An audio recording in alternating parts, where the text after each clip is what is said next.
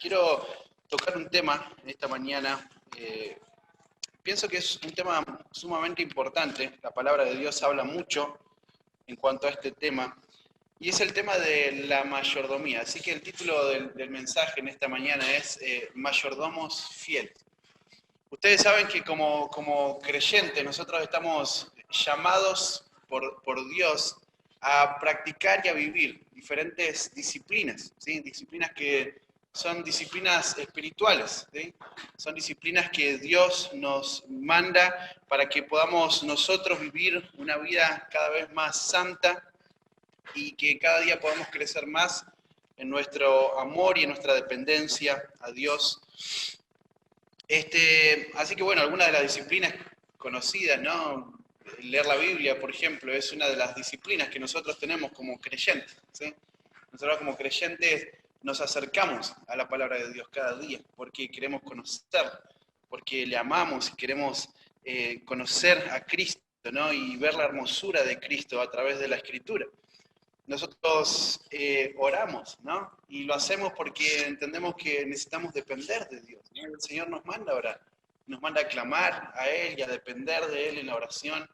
Confesamos nuestros pecados y lo hacemos porque entendemos que, claro, tenemos una salvación y tenemos el Espíritu Santo que mora en nosotros, pero la realidad es que hasta que Cristo no regrese por nosotros, o por ahí morimos antes, pero hasta que Cristo no regrese por nosotros, lo que va a suceder es que nosotros vamos a seguir luchando de continuo frente al pecado. ¿Por qué? Porque nuestros cuerpos aún no han sido liberados de la condición de pecado, sujeta al pecado.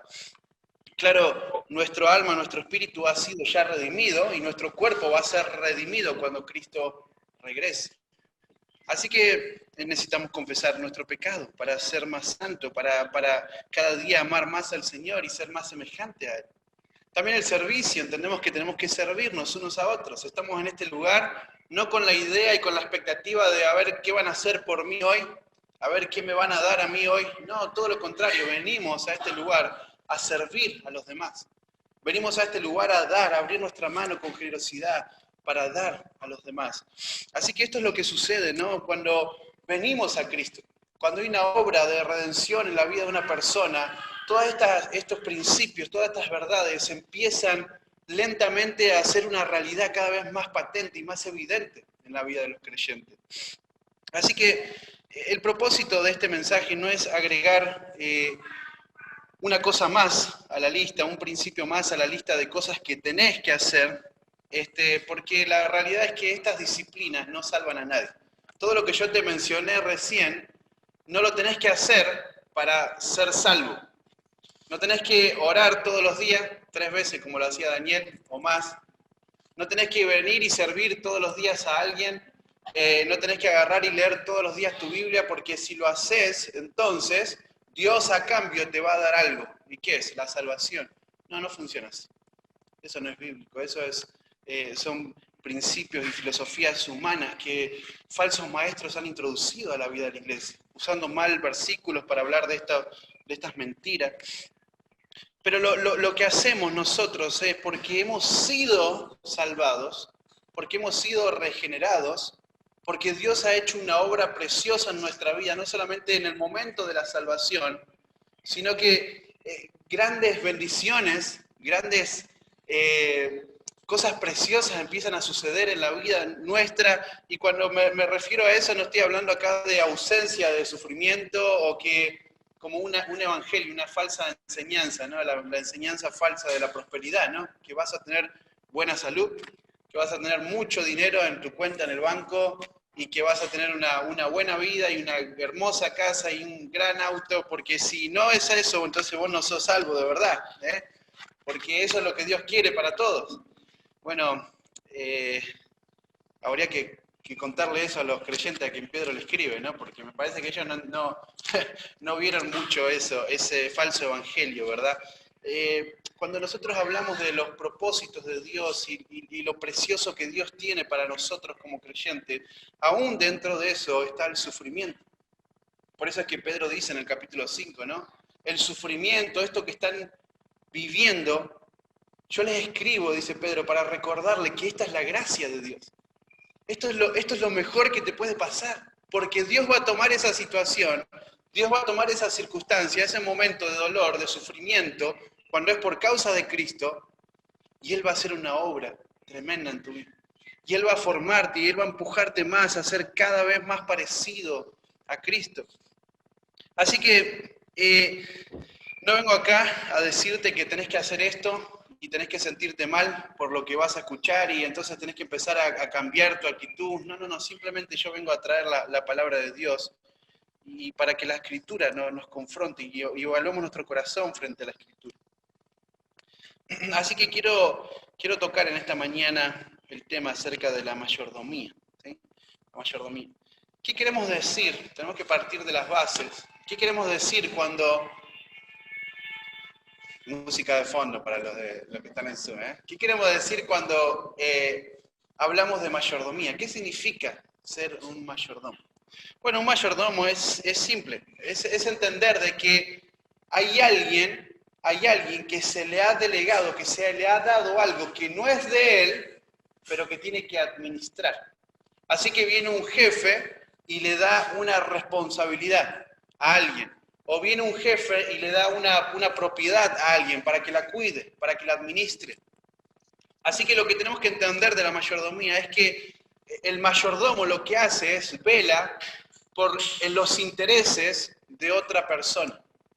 Un mayordomo lo que hace, él está trabajando y cuidando lo que es de otro, Así que tenemos que partir de las bases cuando empezamos a hablar acerca de lo que es un mayordomo. Es alguien que no solo tiene que hacer esta tarea, sino que tiene que ser fiel en hacerlo. Porque un día va a dar cuenta delante de su jefe. Un día va a dar cuenta delante de quien le ha dado, le ha confiado esta responsabilidad. Así que yo no sé vos, pero cuando a mí me prestan algo, ¿sí? Trato de que no suceda mucho, pero a veces es inevitable. Necesitas alguna herramienta, necesitas algo urgente y no podés ir a comprarlo, ¿no? Para usarlo una sola vez, así que hay alguien que lo tiene porque lo usa más que vos y se lo pedís, ¿no? O algún elemento, cualquier cosa en la cocina, ¿no? Te prestaron, no sé, una licuadora o un vehículo, te prestaron, tenés que usarlo, te lo prestaron, entonces vos vas ahí. Yo cuando voy en mi auto, bueno, la realidad es que no quiero pisar mucho el embrague, así que a veces paso los lomitos en segunda y el auto así. Pero cuando voy en el auto de otra persona, no hago eso, ¿no? Ahí piso el embrague, freno, paso despacito en primera, ¿sí? Subo, cruzo, así que me podés prestar el auto si querés, no te preocupes. Pero cuando vos estás usando algo que no es tuyo, entonces vos tenés un mayor cuidado. ¿Por qué? Porque no es tuyo. No querés romperlo, no querés perderlo. No querés tener una mala experiencia, una mala situación, no querés romper la amistad tal vez o la relación que te une con esa persona. ¿Por qué? Porque no es tuyo, querés cuidarlo. Eso es lo que hace un administrador. Toma algo que le dan que no es suyo para administrarlo, para trabajarlo. Así que eso es lo que nosotros somos como cristianos. Tenemos que entender que nosotros somos administradores. Tenemos que entender que todo en este mundo, absolutamente todo lo que vos pienses, lo que vos puedas imaginar, todo en vos le pertenece a Dios. La tierra, el mundo le pertenece a Dios, el universo, eso es lo que afirma Salmos capítulo 24, versículo 1. La tierra es del Señor y todo lo que hay en ella es del Señor. Así que Dios es el dueño de todo. Dios es el dueño de todas las cosas. Cuando vos pensás esto, cuando vos te levantás mirando estas verdades y recordando estas verdades, entonces nuestra mirada hacia este mundo y hacia las cosas materiales va a ser muy distinta. Todo es del Señor. Bueno, ahora podríamos hablar, ya que entendemos más o menos lo que es la mayordomía, el Señor va a hablar acerca de la mayordomía, ¿no? Hay algunos aspectos en los cuales la Biblia nos manda a nosotros a ser buenos administradores. Hay el libro de Efesios, dice que nosotros tenemos que redimir, tenemos que usar bien, administrar bien el tiempo que el Señor nos dio. El libro de Primera de Pedro dice que, capítulo 4, dice que nosotros, los creyentes, tenemos que ser buenos administradores de un regalo de gracia que hemos recibido. Y ahí, si vos analizás el texto, está hablando acerca de los dones. Así que los creyentes tienen una responsabilidad, tienen que ser buenos administradores. Los creyentes tienen que ser buenos administradores con sus relaciones, en todas las relaciones, dentro de la familia, ya sea padre, hijo, dentro del trabajo, dentro de la sociedad, dentro de la iglesia. Nosotros tenemos relaciones que tenemos que cuidar, que tenemos que cultivar, porque son preciosas. Dios nos ha dado esas relaciones para que podamos usarla para la gloria de Dios y para la edificación del cuerpo. Así que en esta mañana yo quiero hablarte acerca de la administración del dinero.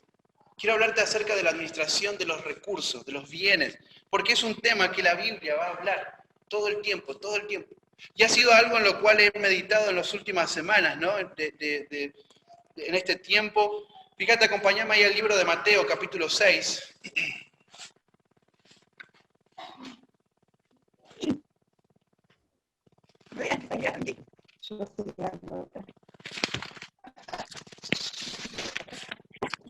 Mateo capítulo 6, y dice así el versículo 19 y 20, dice: no hagáis tesoros en la tierra, donde la polilla y el orín corrompen, y donde ladrones minan y hurtan, sino haceos tesoros en los cielos, donde ni la polilla ni el orín corrompen, y donde ladrones no minan ni hurtan, porque donde está vuestro tesoro, allí también está vuestro corazón.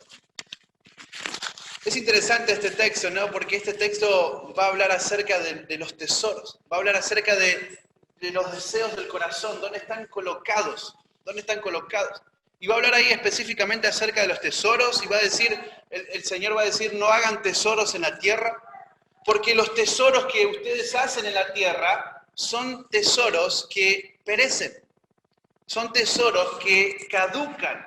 Fíjate, ahí usa la analogía, va a hablar acerca del orín, de la polilla. Corrompe los tesoros. El ladrón viene y lo toma, lo que no es de él. Vos trabajaste, te esforzaste, ahorraste por eso y de repente lo perdiste todo. Así que el Señor acá está haciendo un llamado para que estas personas que están escuchando este mensaje del Señor empiecen a depositar su tesoro en el banco celestial. Es interesante, ¿no? Pero surgen preguntas cuando nosotros hablamos acerca de este tema, ¿no? Cuando hablamos acerca de la administración, de los recursos. ¿Cuáles son las cosas que vos valorás? ¿Dónde es que tu dinero va invertido de parte tuya? O mal invertido, bien invertido o mal invertido, ¿no? ¿Qué es lo que haces con tus recursos? ¿Qué es lo que haces con ese dinero que claramente te lo ganás trabajando? Porque esa es la forma de ganar recursos, ¿no? Algún momento dimos algún estudio en una serie acá en la iglesia y hablábamos de cómo ganar, cómo generar recursos, ¿no? Y alguno venía con la expectativa: bueno, acá nos van a enseñar a ganar plata, ¿cómo hacemos? Vamos a invertir en un negocio, vamos a poner No, nada de eso.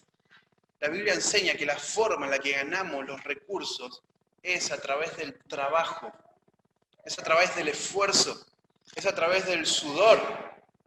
Así que, querés recursos, querés dinero, tenés que trabajar. Eso es lo que enseña la Escritura, ¿no? Pero ese recurso, ese dinero que vos ganás por tu esfuerzo, por tu trabajo, ¿dónde está siendo invertido? Así que vamos a considerar algunos principios en la Escritura, a la luz de la palabra de Dios en esta mañana. Son varios, así que si no te quieres perder, te recomiendo que anotes por lo menos el título, porque son bastantes en esta mañana y van a ser rápidos porque no podemos abarcar todo con mucha precisión, pero sí vamos a mencionarlo, ¿no? Así que el primer principio por el cual nosotros partimos es el principio que te mencioné recién, ¿no? Dios es el dueño de todas las cosas. Dios es el dueño de todos los recursos. Si no me crees, fíjate ahí en Ageo capítulo 2, versículo 8, dice: la plata es mía y el oro es mío. Eso declara el Señor Todopoderoso, ¿no? La plata y el oro son mías, dice. No mías, Dios está haciendo esa declaración. Así que tenemos que partir de esa base y entender de que todo lo que nosotros ganamos trabajando, todo el trabajo, claro, como te mencioné recién, es un diseño bíblico. Dios nos manda a esforzarnos y a trabajar para generar esos recursos. Ahora, todo eso que vos ganaste trabajando, todas esas horas largas que vos saliste de tu casa, fuiste, te tomaste un colectivo, fuiste en auto, viajaste a tu trabajo, te esforzaste, hiciste tu labor, la labor que te toca hacer, todo eso, detrás de todo eso está la mano de un Dios que es soberano. Y todo eso le pertenece a Él. Así que tenemos que partir desde la base, desde el punto inicial, porque si nosotros empezamos y nos metemos en la Escritura a hablar de este tema pensando que algo de lo que eso es me corresponde a mí, entonces ya estoy partiendo desde el error. Tenemos que entender de que todo le pertenece a Dios. Así que nosotros, porque todo le pertenece a Dios, porque el dinero y todas las cosas le pertenecen a Él, somos administradores. Somos administradores de los recursos que Dios nos ha dado. No somos propietarios, no significa eso que yo agarro y tomo eso y uso eso para cumplir mis propósitos y mis metas egoístas. No, yo tengo que evaluar qué voy a hacer con eso, porque eso es de Dios. Así que la pregunta que me hago no es la clásica pregunta, ¿no? De ¿cuánto de mi dinero le voy a dar a Dios? No, nosotros tenemos que invertir la pregunta como cristianos. Nosotros como creyentes tenemos que cambiar esa pregunta, tachar esa pregunta, y la pregunta que tendríamos que hacer, por ejemplo, sería, ¿cuánto dinero de Dios debo guardar para mí, para ser responsable y usar en lo que me toca usar? ¿Te das cuenta el cambio radical que hay en la forma de pensar en la que este mundo piensa, en la que muchos creyentes están pensando, ¿no? Tratando ahí de negociar y luchar. ¿Cuánto le voy a dar a Dios? No, pero si doy esto es que tengo que... Y estás negociando y estás luchando y en tu corazón, y la realidad es que todo eso es de Dios. Y lo que tendrías que estar preguntando no es cuánto le vas a dar, sino cuánto vos te tenés que quedar de lo que es de Dios, de lo que a Él le pertenece. Así que el primer principio, Dios es el dueño de todo. Dios es el dueño de todo. Así que cuando yo pienso en la administración, cuando yo pienso en los recursos, en el dinero, no estoy pensando en mí, no estoy pensando en mi beneficio, no estoy pensando en suplir mis propios deseos, mi propia voluntad, sino que estoy yendo a Dios con una actitud, diciéndole, Señor, todo es tuyo. Todo esto que vos me has dado a través del trabajo, a través del esfuerzo, a través del sacrificio, tantas horas que estuve lejos de mi hogar, trabajando, sirviendo en algún trabajo, en algún empleo, todo esto que vos me diste, Señor, que tú me diste, todo te pertenece, todo te pertenece. Así que salimos de la base, Dios es el dueño, primer principio. El segundo principio que vos tenés que entender es que el dar es un acto de adoración. El dar es un acto de adoración. Fíjate ahí en el libro de Filipenses, acompáñame rápidamente, Filipenses capítulo 4, versículo 18. Ahí tenés a Pablo escribiendo y agradeciéndole a una iglesia que le habían dado de forma generosa, le habían mandado con Epafrodito una ofrenda. Y es interesante todo ese pasaje, es un pasaje que si vos querés crecer más y entender más acerca de la generosidad y la ofrenda y el sacrificio, entonces este sería un pasaje que tendrías que leer. Cuando Pablo habla acerca de las ofrendas que recibió y agradece y da muchos detalles y principios en cuanto a esto, pero fíjate, quiero señalarte solo un principio de este texto en esta mañana. Filipenses capítulo 4, versículo 18. Fíjate, acordate, Pablo agradeciéndole a la iglesia, ¿no?, por esta ofrenda, y él dice, pero todo lo que he recibido, y tengo en abundancia, y estoy lleno, habiendo recibido de Epafrodito lo que enviaste, y fíjate lo que dice ahí, lo que va a usar Pablo para hablar acerca de esta ofrenda que él recibió. Fíjate, dice, olor fragante, sacrificio acepto, agradable a Dios. Y claro, después ese versículo famoso y conocido en el versículo 19, ¿no? Mi Dios pues suplirá todo lo que os falta conforme a su riqueza en gloria en Cristo Jesús. Versículos que muchas veces has recibido, ¿no? En algún cumpleaños, no sé, en algún evento especial, ¡pum!, te mandan mi Dios pues suplirá. pensando que si estás en alguna situación difícil o si estás en una situación, bueno, esto te va a venir bien, ¿viste? Se lo mandamos y no entendemos lo que se está refiriendo.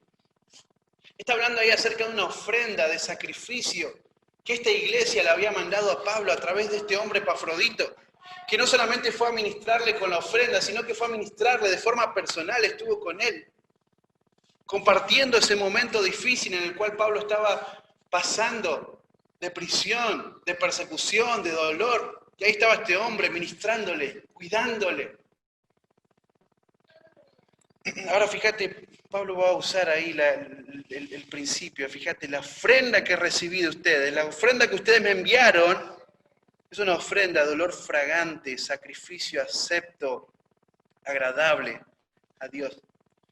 Fíjate, Pablo empieza a usar un lenguaje del Antiguo Testamento, un lenguaje de los sacrificios, de las ofrendas que eran quemadas, de las ofrendas en los templos, ¿no? En el Antiguo Pacto, que se hacían y que eran de olor fragante para Dios. Y Pablo va a usar eso para traerlo al Nuevo Testamento, para traerlo ahora a la iglesia y decirle a estos creyentes, la ofrenda que ustedes dieron de una forma generosa es una ofrenda de olor fragante, una ofrenda de sacrificio acepto, agradable a Dios. Así que aquellos que se han entregado al Señor, aquellos que son libres para dar aún en tiempos difíciles, déjame recordarte que eso es un acto de adoración delante de Dios. Déjame recordarte que Dios, que ve todas las cosas, que ve el corazón, porque ya te voy a mencionar un poco también de ese punto más adelante, ¿no? Dios va a tomar eso como un acto de adoración, olor fragante, grato delante de nuestro Dios. Ahora, fíjate qué interesante, porque en este tiempo ha sido un tiempo realmente difícil en cuanto a lo económico. Ustedes saben la situación que está atravesando el mundo y la situación que está atravesando nuestro país y la situación que estamos atravesando, ¿no? Y cada uno de ustedes tiene una historia particular de cómo esto en alguna manera le ha afectado, directa o indirectamente, ¿no? Porque uno dice, bueno, yo seguí trabajando, seguí cobrando, sí, pero las cosas se dispararon, entonces lo que vos te valía antes para una cierta cantidad de cosas, ahora se redujo mucho más. Así que directa o indirectamente te ha afectado, a todos nos ha afectado. Ahora, fue precioso ver historias, personas que en medio de esta situación difícil han sido tan generosos, han abundado, aún en estos tiempos difíciles, y han dado para la obra de Dios. Y han dado para familias que estaban pasando necesidad, igual que ellos. Y personas que realmente, si te contara las historias, ¿no? En todo lugar, acá en La Matanza, en todo lugar donde el Señor nos permitió vivir, ¿no? Estos momentos tan edificantes, ¿no? De ver el corazón generoso, de personas que entienden que Dios es el dueño de todo. Y personas que adoran a Dios a través de su buena administración, siendo buenos mayordomos. Pero fíjate, no solamente Dios es el dueño del dinero, no solamente que dar de los recursos de Dios es un acto de adoración, sino que el tercer principio, fíjate, dar es confiar en la provisión de Dios. Dar de tus recursos, que acuérdate son de Dios, que vos tenés que administrar, dar es un acto de confianza en la provisión de Dios. Acompáñame ahí a Marcos capítulo 12. Esta es una historia conocida, vos la sabés muy bien. Es la historia de esta mujer, de esta viuda, de esta anciana.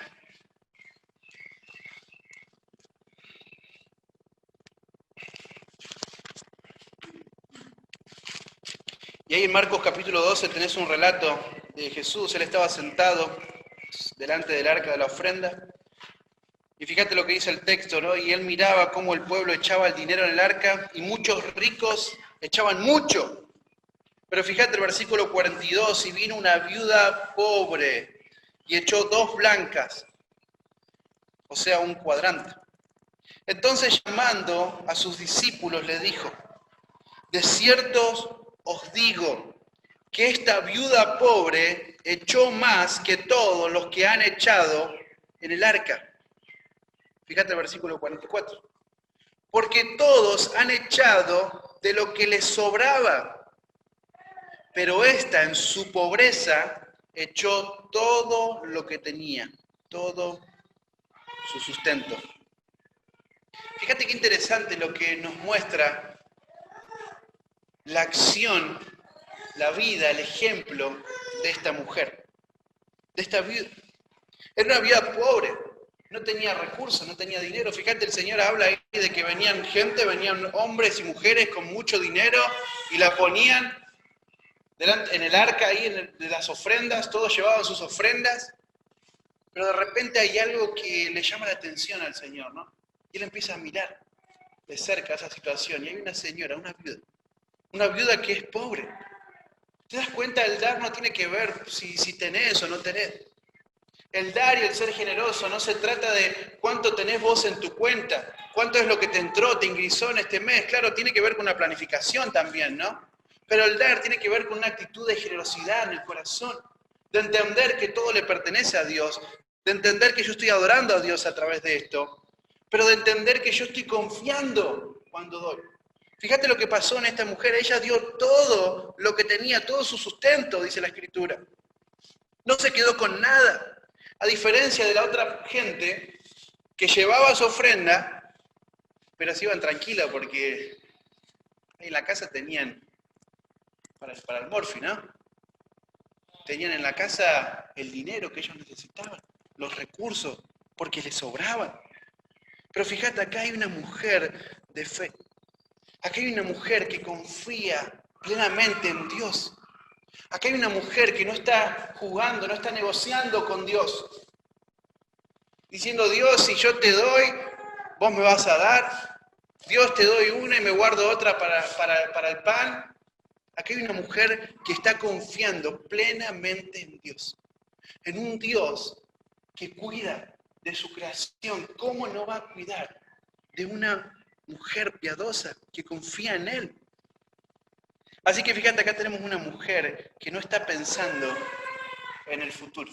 Acá tenemos una mujer que no está teniendo temor de qué es lo que va a pasar hoy a la tarde, qué es lo que va a pasar mañana, qué es lo que va a pasar dentro de 2 semanas, dentro de un mes, qué va a pasar dentro de un año, qué voy a hacer en esta situación, qué voy a hacer con los chicos, qué voy a hacer con esto, con aquella cuenta. Aquí hay una mujer que está confiando plenamente en la provisión de Dios, de Dios. Así que, hermano, cuando damos, vos tenés que dejar ir tu dinero. Tenemos que dejar ir nuestro dinero, tenemos que abrir nuestra mano.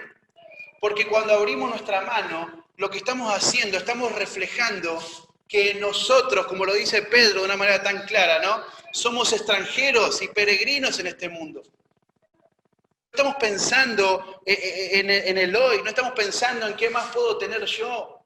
No estoy pensando en de qué más me puedo beneficiar, sino que estoy pensando, estoy de paso. Y mientras estoy de paso, el Señor me ha confiado algo que yo tengo que administrar, que yo tengo que cuidar.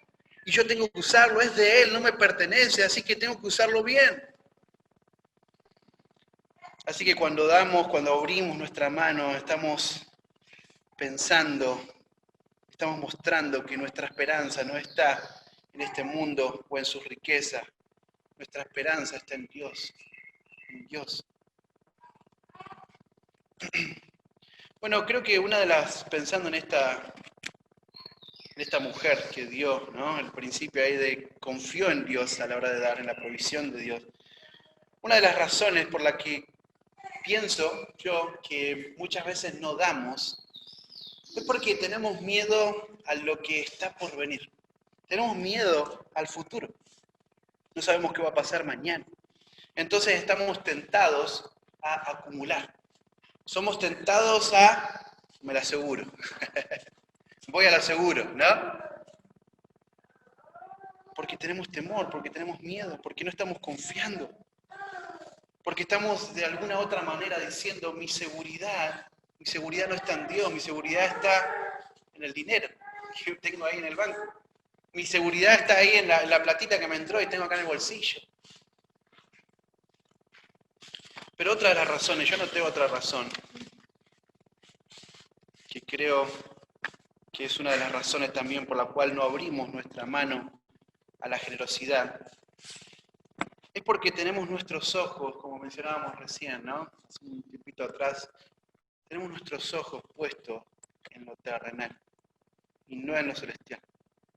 Entonces, podemos gastar con facilidad muchísimo dinero pensando en mejorar en muchos aspectos de mi vida, y escúchame, no estamos hablando de que está mal eso, simplemente estamos diciendo que la razón por la que no abrimos la mano a la generosidad y al dar a Dios de una forma liberal es porque estamos mirando con nuestros ojos puestos acá en la tierra.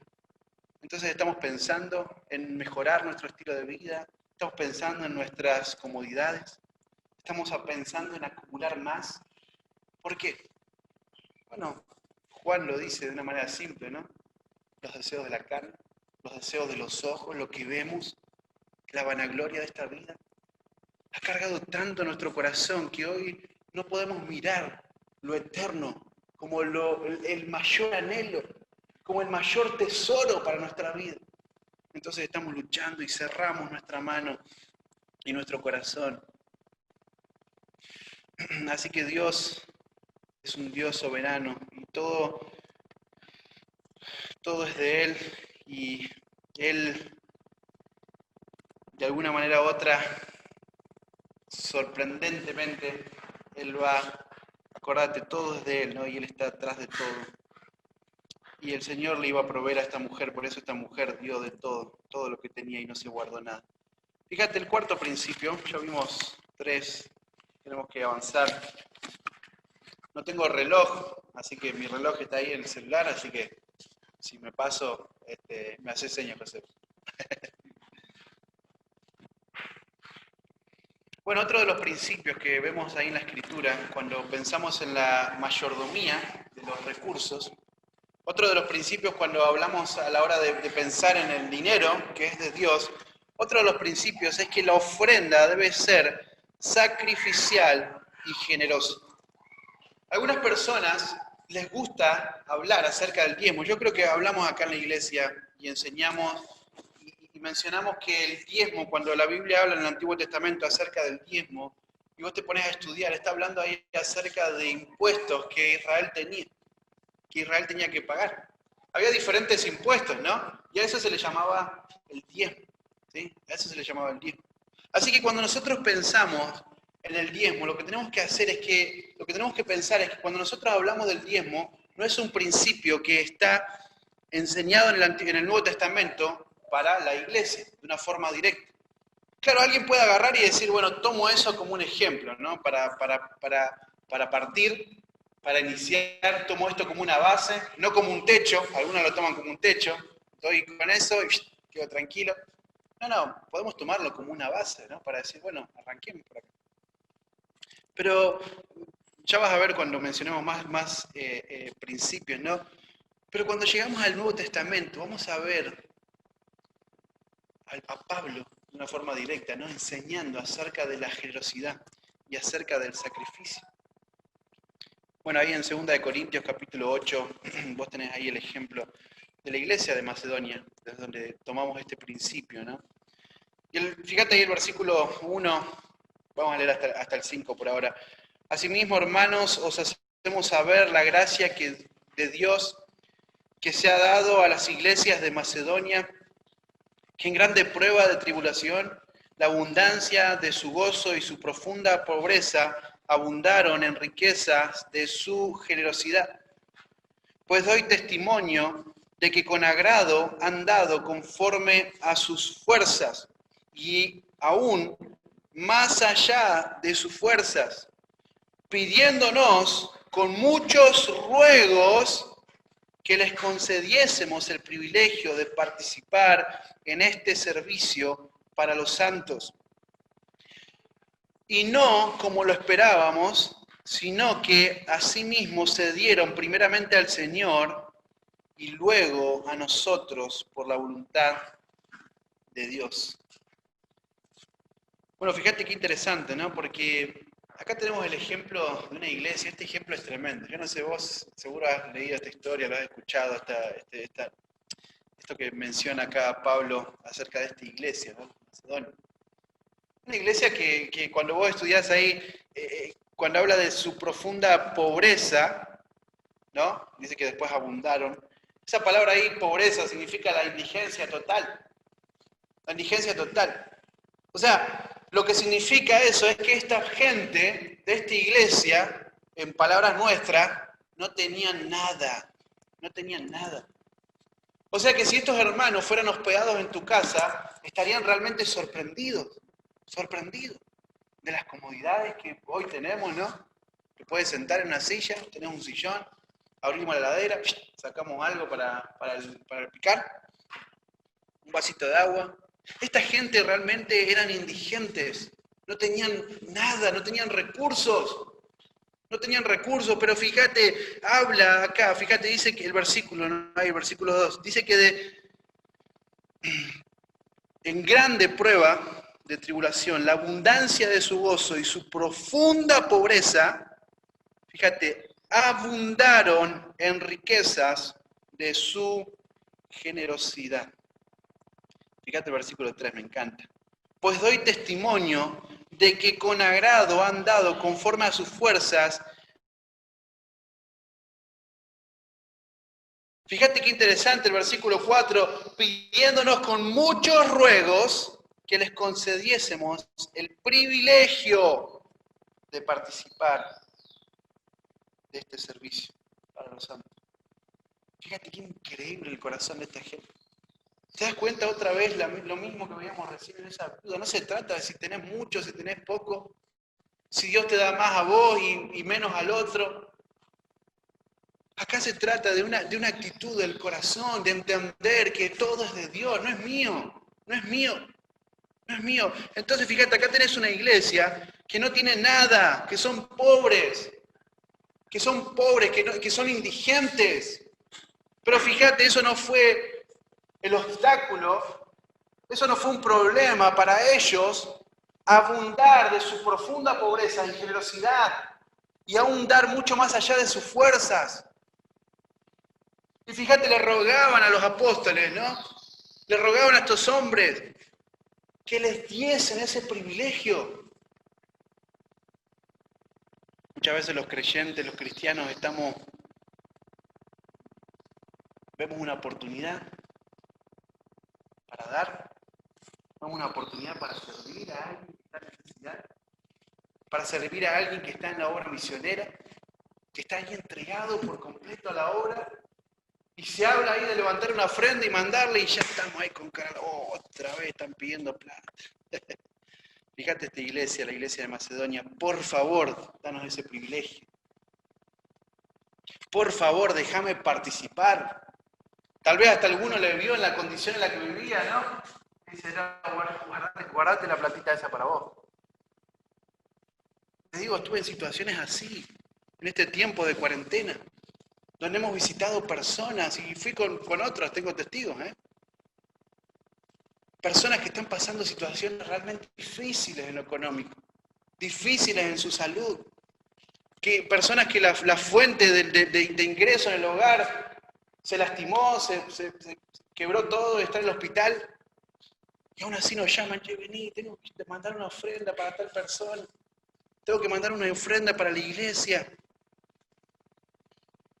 Fíjate el privilegio de participar de este servicio.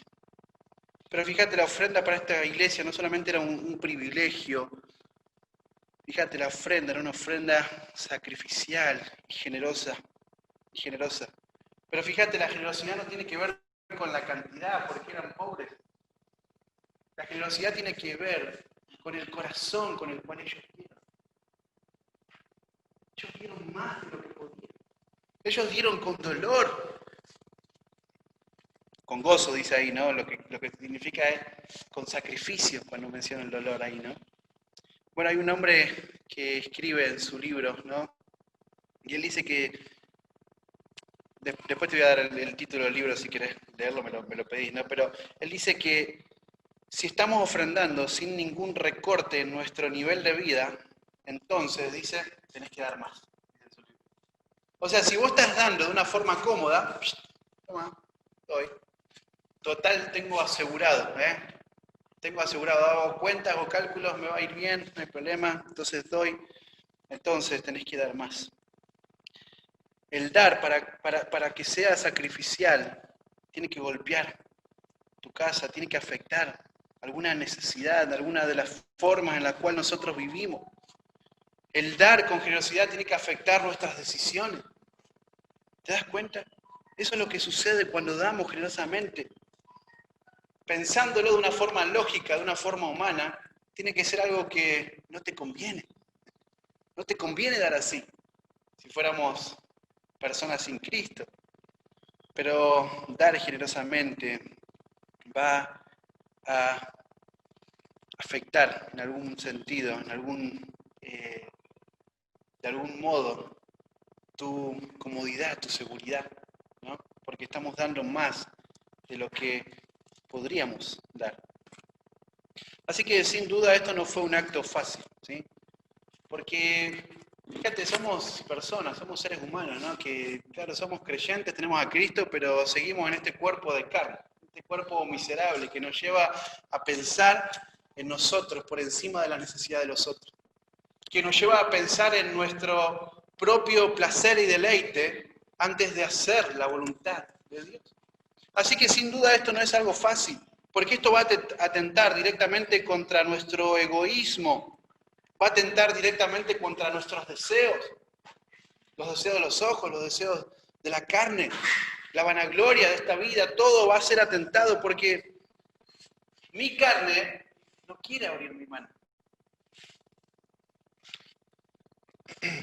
Así que, hermano, déjame decirte algo, y estoy convencido de esto, ¿no? Creo firmemente que un día en el futuro vamos a mirar para atrás como creyentes, ¿no? Y vamos a desear haber dado más. Porque tenemos que ser generosos. Porque tenemos que participar de este privilegio que el Señor les da a los creyentes, a la iglesia, de administrar bien, de usar bien lo que Dios les dio para su gloria, para la salvación de muchos, para la edificación de la iglesia. Así que fíjate, la ofrenda, el dar, tiene que ser de una forma sacrificial, una forma generosa. Pero fíjate, otro principio más, no sé qué hora es, pero voy a avanzar igual un poquito más, ¿no? Dar refleja si sos una persona confiable o no. Esto también es un punto importante. Esto es un punto muy importante. Fíjate ahí en Lucas capítulo 16, tenemos un relato interesante, ¿no? Y este principio es importante, porque si vos sos una persona que cierra su mano, entonces no sos una persona confiable, no sos una persona que se le puede delegar, no sos una persona que va a recibir una tarea de parte de Dios. Fíjate, el que es fiel, Lucas 16, 10, el que es fiel en lo muy poco, también en lo más es fiel. Y el que en lo muy poco es injusto, también en lo más es injusto. Pues si en las riquezas injustas no fuisteis fieles, ¿quién os confiará lo verdadero? Y si en lo ajeno no fuisteis fieles, ¿quién os dará lo que es vuestro? Versículo 3. Ningún siervo puede servir a dos señores, porque o aborrecerá al uno y amará al otro, o estimará al uno y menospreciará al otro. No podéis servir a Dios y a las riquezas. Fíjate qué interesante ese versículo, ¿no? Y fíjate qué interesante el principio que aprendemos en cuanto a este tema de la generosidad. En cuanto a este tema de la mayordomía, tenemos que administrar los recursos que son de Dios, que Él ha puesto, que Él ha confiado en nuestras manos. No importa la cantidad, ya lo vimos recién, no importa el monto. Y fíjate, acá lo afirma nuevamente, ¿no? Él dice, el que es fiel en lo muy poco, también en lo mucho va a ser fiel. Y en lo que muy poco es injusto también, en lo mucho va a ser injusto. Así que acá tenemos un principio muy importante. Esas personas, esos hombres, esas mujeres que están dispuestas a hacer lo que sea para tener un poco más, para amontonar un poco más, esas personas que no están dispuestas a abrir su mano y dar con generosidad y ser buenos administradores y mayordomos fieles de lo que es de Dios, entonces esas personas nunca van a recibir algo más de Dios. Dios no le va a confiar más. Y no me estoy refiriendo al dinero, porque alguno puede ser un desastre administrando y de repente le salió un negocio y ganó más. Nunca el Señor te va a confiar algo espiritual. Nunca el Señor te va a confiar una responsabilidad seria que tenés que llevar adelante. ¿Por qué? Porque sos infiel en lo poquito. Porque por unos pesos te ensuciaste las manos. Porque por amontonar un poco más, pensando en este mundo, te olvidaste de que estás de paso en este mundo. Bueno, fíjate, nuestro uso del dinero es una manera simple de evaluar nuestra relación con Cristo. Así que, ¿qué dicen tus recursos sobre vos? ¿Qué dice tu administración de vos? ¿Tenés una relación correcta con el Señor?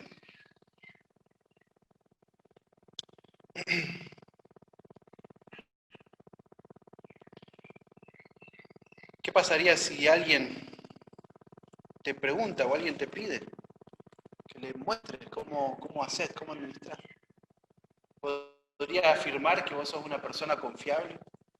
¿Podría afirmar que vos sos una persona temerosa delante de Dios en este aspecto en tu vida?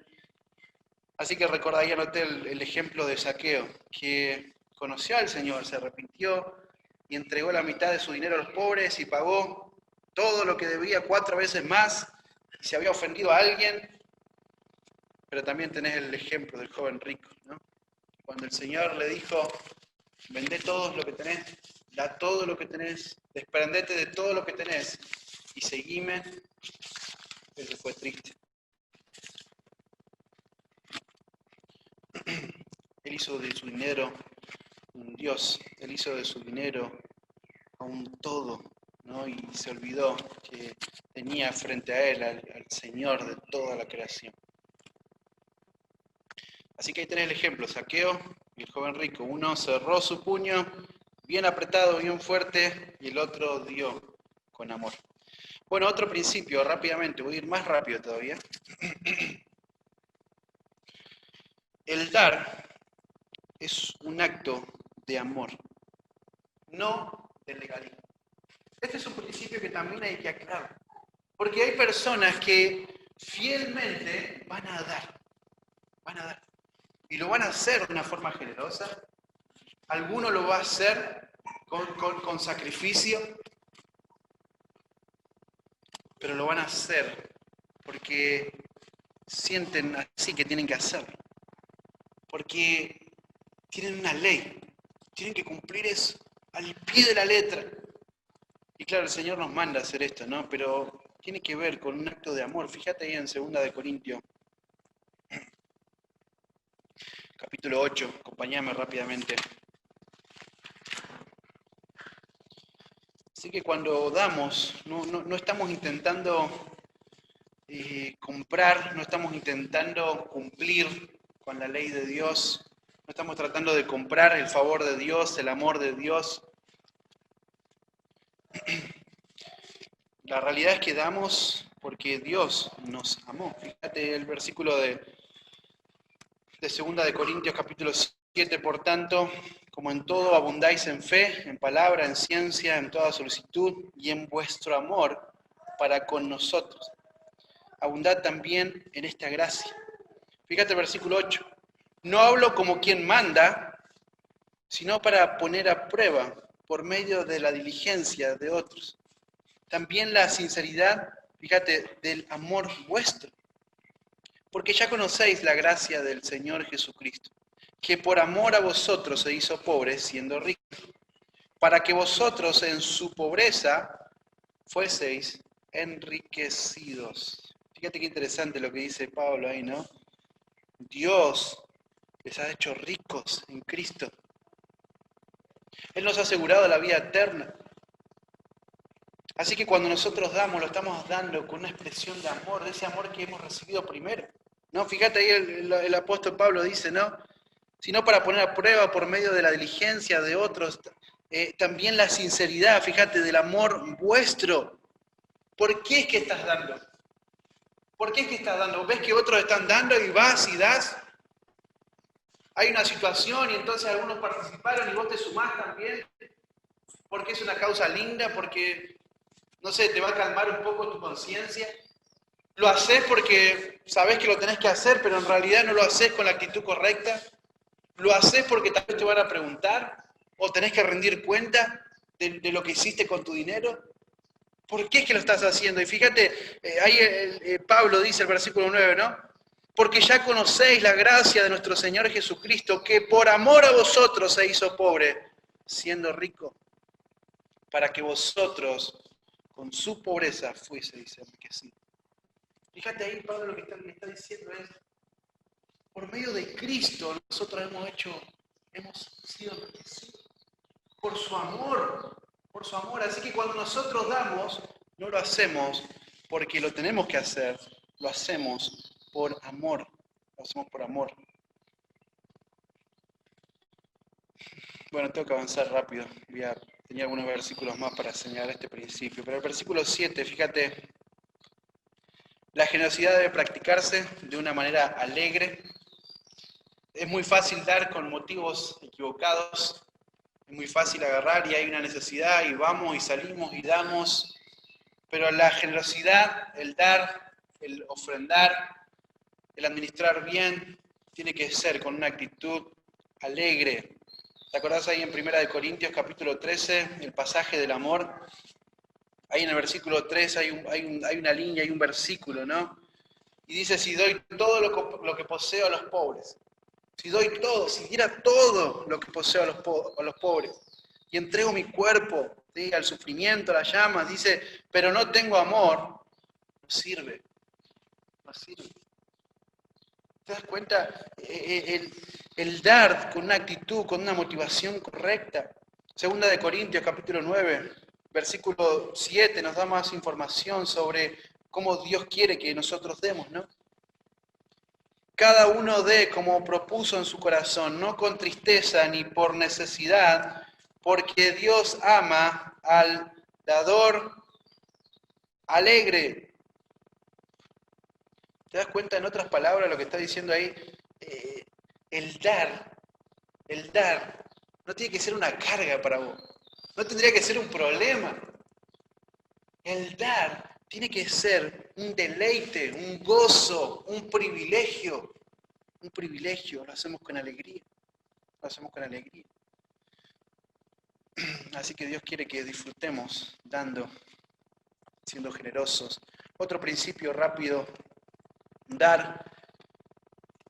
Es muy importante dar ante las necesidades reales. Ahí tenemos el ejemplo. Yo anoté el ejemplo de la iglesia en el libro de Hechos, ¿no? Capítulo 2, versículo 44 y 45. Dice que todos los que habían creído estaban juntos y tenían en común todas las cosas.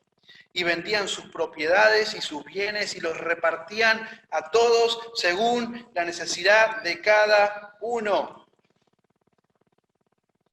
¿No puedes ver ahí un cuadro precioso de la iglesia? Un cuadro precioso de esta iglesia recién iniciada, la iglesia en el libro de Hechos, que habían creído al Evangelio y nadie fue dándole sermón tras sermón, hablándole de este tema, simplemente como un acto continuo de su salvación, ellos dieron todo, vendían sus propiedades y las entregaban, fíjate el texto lo que dice ahí, a los que tenían necesidad. ¿Por qué? Porque tenían todo en común. Porque no había egoísmo, porque eso es lo que hace la obra de regeneración en la vida de un creyente. Ya no estoy pensando más en mí, no estoy pensando más en mis proyectos egoístas, ambiciosos. Ahora estoy pensando en las necesidades de los demás. Esto es una imagen hermosa de lo que representa, de lo que significa, de lo que debería ser en cada iglesia. Fíjate ahí en Hechos capítulo 4, también versículo 32. Bueno, está hasta el versículo 37. Vamos a leer algunos versículos, ¿no? Y la multitud de los que habían creído eran de un corazón y un alma, y ninguno decía hacer suyo propio nada de lo que poseía, sino que tenían todas las cosas en común. Fíjate, nadie decía hacer suyo propio lo que tenía. Tenían todo en común. Fíjate, los apóstoles daban testimonio de la resurrección del Señor Jesucristo, y abundante gracia era sobre todos ellos. Fíjate el versículo 34, así que no había entre ellos ningún necesitado, porque todos los que poseían heredades o casas las vendían y traían el precio de lo vendido y lo ponían a los pies de los apóstoles y se repartían a cada uno según su necesidad.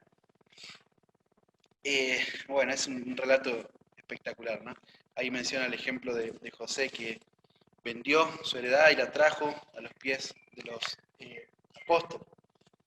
Y si vos seguís el relato, después tenés la historia de Ananías y Zafira, que vieron todo eso, y en vez de seguir ese cuadro hermoso, y en vez de seguir esa imagen preciosa de una iglesia generando y generosa y supliendo la necesidad de los demás, ellos quisieron mostrarse, así que vendieron y dieron una parte y le mintieron al Espíritu Santo de Dios y hubo consecuencias por su hipocresía. Pero fíjate, el principio acá está en que los creyentes, como resultado inmediato de su salvación, bueno, hay otros principios también, ¿no? Nosotros nos enfocamos en este, ¿no? Escuchaban la enseñanza de los apóstoles, tenían comunión unos con otros, comían, estaban todo el tiempo alrededor del templo de la iglesia, ministrándose unos a otros. Qué imagen tan preciosa. Vendían todo lo que tenían para dar a los que necesitaban. Así que fíjate acá el principio, es el principio de dar a quien necesita. Ahora, no significa esto que tengo que andar por ahí, por la vida, tirando el dinero. Bueno, necesitas tomar. No tenés que dar con sabiduría, pero tenés que dar con generosidad. Porque hemos sido llamados a cuidar de nuestra familia, hemos sido llamados a cuidar de nuestros hermanos, de la iglesia. Voy a avanzar rápidamente y dejo sin concluir la mayoría del punto, ¿no? Pero se entiende la idea. El punto número 9, el dar tiene que ser algo planificado. Tiene que ser algo planificado y algo sistemático. Lo que significa eso es que cuando estamos dando, no estoy ahí y abro el bolsillo y empiezo a mirar y acá no tengo nada igual, ya les digo, ¿no? Está pelado. Uy, tenía pelusa, ¿verdad? Pero no significa que cuando das empezás a abrir el bolsillo y empezás a ver, ese es amarillo, lo corro para allá, el verde, para allá, y empezás a elegir y a contar. No, fíjate, la Escritura habla de una planificación. Primera de Corintios, capítulo 16, versículo 1 y 2, en cuanto a la ofrenda para los santos. Haced vosotros también de la manera que os ordené a las iglesias de Galacia. Y fíjate, ¿qué es lo que ordenó? ¿Qué es lo que habló? ¿Cuál es el principio? Cada primer día de la semana, cada uno de vosotros ponga aparte algo, según haya prosperado, guardándole para que cuando yo llegue no se recojan entonces ofrendas. Fíjate, nota lo que dice ahí, ¿no? Cada uno de ustedes.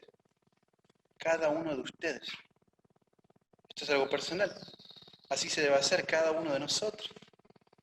Todos los que dicen ser creyentes, tenemos que entender que esto es parte de la mayordomía. La planificación en los recursos. No voy por ahí viendo, me entró esto, listo, gasto, pum, voy así como tirando todo, haciendo todas las apuradas, sin pensar, sin planificar. Y aún para dar dentro de la iglesia, en la ofrenda, ¿no? Cada uno, y fíjate lo que dice ahí el texto, ¿no? Cada primer día de la semana, cada uno, según haya prosperado, guardadlo aparte. Fíjate, de una forma sistemática. Cada primer día de la semana. Para algunos es cada 15 días, para algunos es por mes. Pero cada vez que yo recibo ese recurso de parte de Dios, yo voy a sentarme y planificar y poner aparte, porque eso tiene que ver con la ofrenda, tiene que ver con la planificación, tiene que ver con el principio de dar y de ser generoso. Y te digo, te vuelvo a repetir, acá lo tengo anotado, ha sido asombroso ver el amor y el compromiso de muchos creyentes que aún en los tiempos de pandemia, de aislamiento, cuando no podíamos congregarnos y reunirnos, con esfuerzo han vivido estos principios de poner aparte y ser fieles a Dios en eso. Y el último principio, el principio que, bueno, vos sabés que es así, ¿no? El principio de ser generoso, dar con generosidad, como resultado trae abundante bendición para tu vida y para mí. Claro, tenemos los principios ahí en la Escritura, si querés anotarlos, no lo vamos a leer por una cuestión de tiempo, Lucas 6, 38. Pero es increíble, cada vez que el Señor te da la oportunidad de dar con generosidad, con sabiduría, el Señor te va a dar cada vez más. Pero escuchá bien, no para que vos te llenes el bolsillo, sino para que des más todavía, más. Porque te das cuenta, el centro, el ombligo del mundo no sos vos, ni soy yo. Es Cristo, es su iglesia. Y claro, vos sos parte de la iglesia. Pero yo tengo que dejar de verme a mí como el principal benefactor de los recursos y apuntar todos los cañones hacia mí, tratando de amontonar, tratando de vivir de una manera mejor. Y escúchame, no estoy en contra de eso, si vivir así no te lleva a violar ningún principio de la Escritura. Porque hay creyentes que viven vidas lujosas, ¿a costa de qué? A costa de administrar mal, a costa de endeudarse, a costa de cerrar su puño y no participar de la generosidad, del sacrificio, de la necesidad de otros. Así que el Señor dijo ahí en Hechos, capítulo 10, versículo 35, más bienaventurado es dar que recibir. Así que no lo hago porque estoy negociando con Dios. No lo hago porque si doy, Dios me va a dar más. Entonces estoy haciendo números, doy tanto, me va a dar un poquito más. No. Si querés hacer eso, entonces meté tu plata en el banco y el banco te trabaja y te da interés. Pero cuando vos le das a Dios, vos no estás esperando algo a cambio. ¿No? Como gente que piensa, no, si yo le doy, el Señor me va a bendecir, voy a hacer nada y voy a terminar mi casa. El Señor te va a bendecir. El Señor te va a dar. Acá, pero de seguro en el cielo. Hay tesoros que los creyentes acumulan cuando ellos dan de una forma generosa. Hay fruto que los creyentes van a recibir cuando damos de forma generosa, cuando damos para la obra de Dios. Así que acá están los principios, hermano. El principio es, si lo tuviéramos que resumir, ¿no? El principio es este. Todo es de Dios, no es nuestro. Nosotros somos simples administradores de lo que es de Dios. Así que yo no sé vos, pero el día que Cristo regrese, yo quiero que Él vea en mí un buen administrador. No alguien que vivió para sí mismo. No alguien que vivió esta vida desparramando, desperdiciando los recursos que son de Él. Así que vamos a orar en esta mañana para cerrar el tiempo. Padre, gracias por tu palabra, Señor. Señor, qué privilegio tan grande tenemos de ser tus hijos, tu iglesia. Señor, solo merecíamos tu ira y la condenación por nuestro pecado, pero tu gracia nos ha tomado y nos ha salvado. Señor, qué privilegio tan grande. Señor, vivir a la luz de esta salvación tan grande es un desafío Y es difícil, Padre, porque vivimos en un mundo donde constantemente somos bombardeados por los deseos de los ojos, por los deseos de la carne, por la vanagloria de esta vida, de este mundo. Señor, pero Cristo en la cruz del Calvario ha vencido sobre el pecado, ha vencido a este mundo. Hoy tenemos a Cristo, hoy tenemos tu Espíritu Santo morando en nosotros, que nos capacita, que nos impulsa a amarte, Señor, a amar tu verdad y abandonar el pecado, Señor. Señor, esta mañana clamamos a ti para que cada uno de nosotros, Señor, nuestra iglesia esté libre de este pecado, Señor. De ser mal administrador, de ser egoísta, de cerrar el puño, Señor, frente a este privilegio tan grande que tenemos. Señor, ayúdanos a vivir como extranjeros y como peregrinos.